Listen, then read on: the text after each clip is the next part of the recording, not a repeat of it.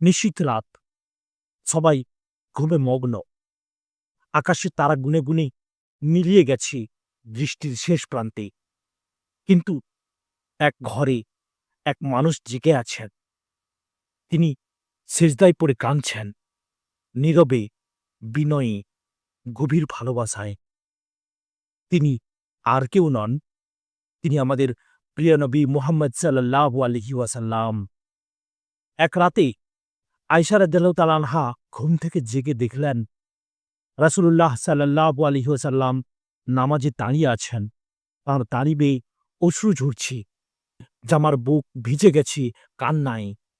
রুকুতে কাঁদছেন, সেজদায় কাঁদছেন। অবশেষে এত দীর্ঘ নামাজের পর তার পা ফুলে গেছে। আয়েশা রাদিয়াল্লাহু তাআলা আনহা এগিয়ে এসে বললেন, ইয়া রাসূলুল্লাহ, আপনি তো আল্লাহর ক্ষমাপ্রাপ্ত। আপনার আগের ও পরের সমস্ত গুনাহ ক্ষমা করে দেয়া হয়েছে। তবুও আপনি এত কষ্ট করে নামাজে পড়ে কাঁদছেন কেন?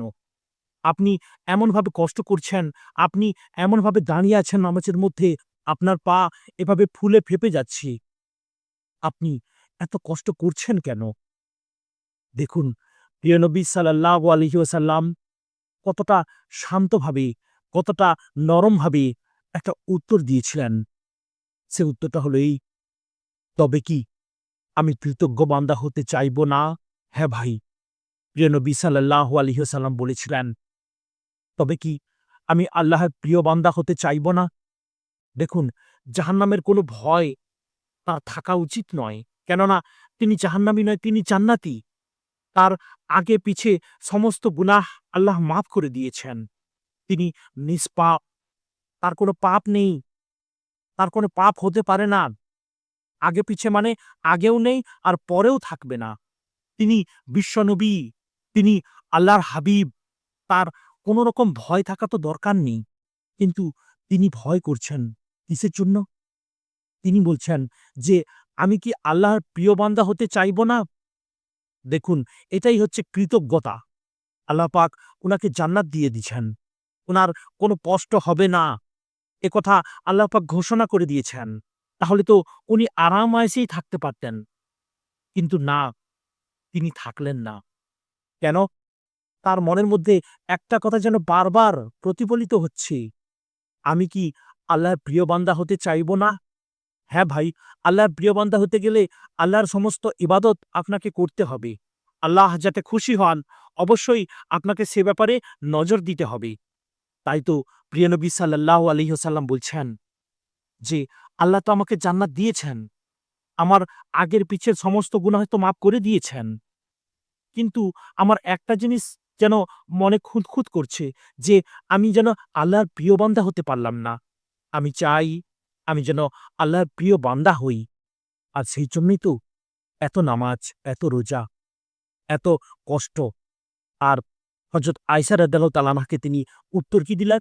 বললেন, তবে কি আমি কৃতজ্ঞ বান্দা হতে চাইব না? এই একটি বাক্য এমন এক ভালোবাসার ঝর্ণাধারা যা আমাদের মনে করিয়ে দেয় ইবাদত শুধু ভয়ের জন্য নয়, কৃতজ্ঞতারও প্রকাশ।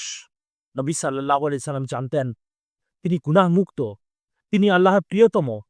তবু তাঁর হৃদয়ে ছিল আল্লাহর প্রতি সেই সীমাহীন শ্রদ্ধা, সেই বিনয়, যে বিনয় দেখে ফেরেশতারাও থমকে যায়। তিনি বলতেন, আমি তো কেবল একজন বান্দা।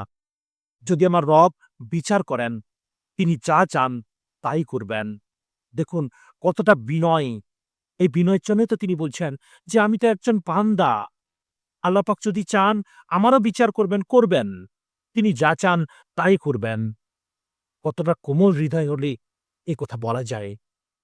কল্পনা করুন ভাই, যিনি উম্মতের জন্য অশ্রু ফেলেছেন, যিনি নিজের জন্য নয় আমাদের ক্ষমার জন্য রাত জেগে কেঁদেছেন, তিনি রোজ কিয়ামতের দিন আমাদের জন্যই সুপারিশ করবেন ইনশাআল্লাহ। কিন্তু আমরা কি তার মতো কৃতজ্ঞ? আমরা কি তার শেখানো মতো রাতে একটিবার হলেও আল্লাহর সামনে কাঁদি? নবী সাল্লাল্লাহু আলাইহি ওয়াসাল্লামের সেই চোখের অশ্রু ছিল ভালোবাসার অশ্রু, এক কৃতজ্ঞ দাসের অশ্রু। তিনি আমাদের শিখিয়েছেন যে ইবাদত মানে শুধু ভয় নয়, ভালোবাসা। ইবাদত মানে শুধু তওবা নয়, শকর।